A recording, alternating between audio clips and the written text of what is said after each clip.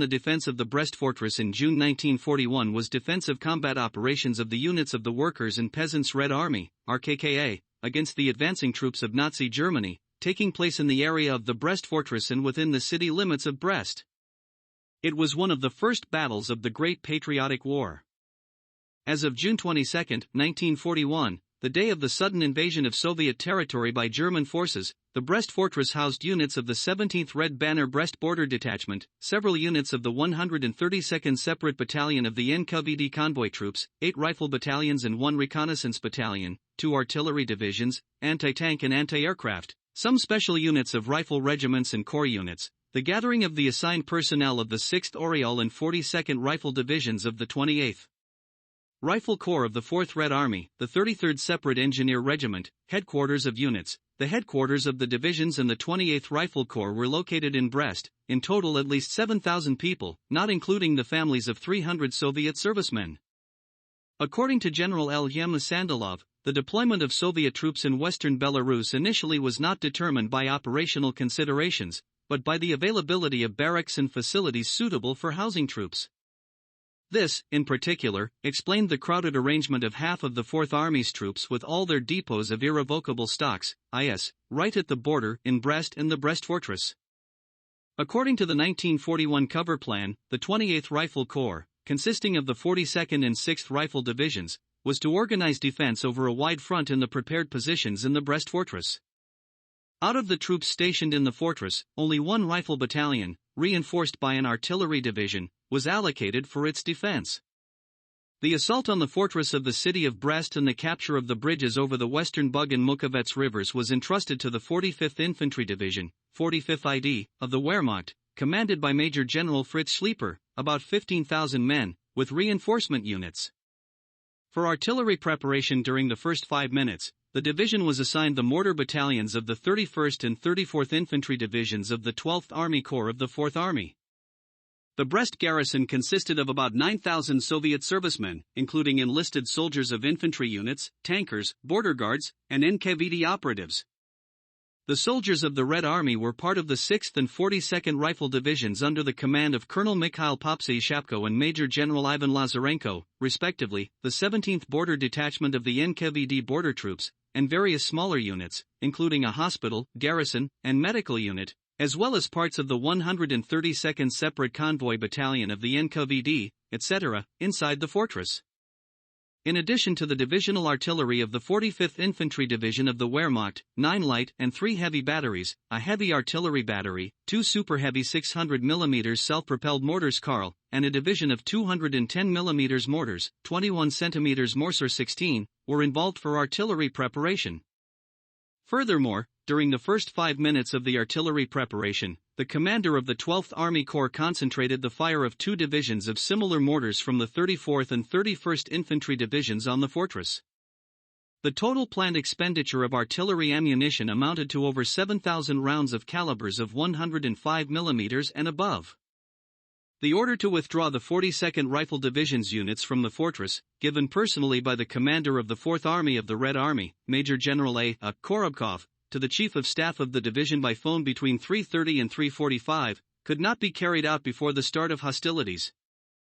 On June 22 at 4 o'clock, according to Soviet decree time, German artillery began a massive artillery bombardment of the eastern outskirts of the city of Brest, and at 4:15, the fire was shifted to the fortress and the northern town, catching the garrison by surprise.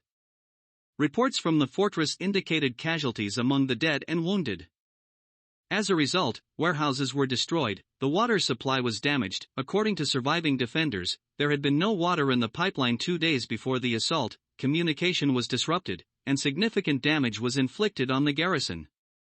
At 4:23, the assault on the Volhynian, Kobrin, and Tiraspol fortifications of the fortress began. By noon, the situation had stabilized. The Germans were able to secure only certain sections of the citadel, including the dominating building of the club, the former St. Nicholas Church, the officers' mess, and the barracks area at the Brest Gates, on Tiraspolskoy, on part of Volinsky, and the west of the Kobrin fortifications. In the area of the western fort and the officers' houses at the Kobrin fortification, a group of fighters commanded by Captain V. Shablovsky was engaged in combat. In the area of the Tiraspol Gates, groups led by Senior Lieutenant A.E. Potapov, in the basements of the barracks of the 333rd Rifle Regiment, and the border guards of the 9th Border Outpost under Lieutenant A.M. Kazevatov, in the building of the border outpost, continued to fight. By 7 o'clock on June 22, the 42nd and 6th Infantry Divisions had left the fortress and the city of Brest. However, many soldiers from these divisions were unable to escape from the fortress. They continued to fight inside it. According to historian R. Aliyev, about 6,000 people managed to exit the fortress, while around 9,000 remained inside. According to other sources, on June 22 there were only 3,000 to 4,000 people in the fortress, as part of the personnel from both divisions were outside the fortress, in summer camps, during training exercises, and in the construction of the Brest fortification area, engineering battalions, an engineering regiment, 1 battalion from each rifle regiment, and 1 division from the artillery regiments. By 9 o'clock in the morning, the fortress was surrounded. Throughout the day, the Germans were forced to bring into action the reserve of the 45th Infantry Division, the 2nd Battalion of the 135th Infantry Regiment, and the 133rd Infantry Regiment, which had initially been the Corps Reserve. Additionally, after the capture of Brest, the 130th Infantry Regiment was sent to the fortress. Thus, in the subsequent siege, the entire 45th Infantry Division was involved. The main mass of soldiers remaining in the Brest Fortress, deprived of command, did not participate in combat actions and, within the first few days, surrendered en masse. In fact, only a small part of the garrison offered active resistance to the enemy. The defenders of the fortress spontaneously united into various combat groups, which mostly operated separately. There was no unified command organized. Thus, the garrison of the fortress missed the opportunity to repel the attacks of the 45th Infantry Division, unblock the exits from the fortress, and carry out an organized withdrawal, which was quite feasible. On the night of June 23, after withdrawing troops to the outer ramparts of the fortress, the Germans began shelling, while intermittently offering the garrison to surrender. About 1,900 people surrendered in the western part of the citadel, the location of the 333rd and 44th Infantry Regiments, and on the northern island. In the eastern part of the citadel, the defenders managed, by driving the Germans out of the section of the circular barracks adjacent to the Brest gates, to unite the 2 most powerful remaining centers of resistance in the citadel. The assault group of the 455th Infantry Regiment, led by Lieutenant A.A. Vinogradov, head of the chemical service of the 455th Infantry Regiment, and Captain I.N. Zubakiov, deputy commander of the 44th Infantry Regiment for Economic Affairs, as well as the assault group of the so-called Officers' House units concentrated here for the planned attempt to break through, were commanded by Regimental Commissioner E.M. Fahman, Military Commissioner of the 84th Infantry Regiment, Senior Lieutenant N.E.F. Sherbakov, Assistant Chief of Staff of the 33rd Separate Engineer Battalion, and Lieutenant A.K. Shugarov, Responsible Secretary of the Komsomol Bureau of the 75th Separate Reconnaissance Battalion. Meeting in the basement of the officer's house, the defenders of the citadel attempted to coordinate their actions. A draft order number 1 dated June 24 was prepared which proposed to create a combined combat group and headquarters headed by Captain I.N. Zubachev and his deputy, Political Commissar E.M. Fahman, to account for the remaining personnel. However, it was not possible to fully implement the plans. The Germans broke into the citadel. A large group of defenders of the citadel led by Lieutenant A.A. Vinogradov attempted to break through from the fortress through the Kobrin fortification.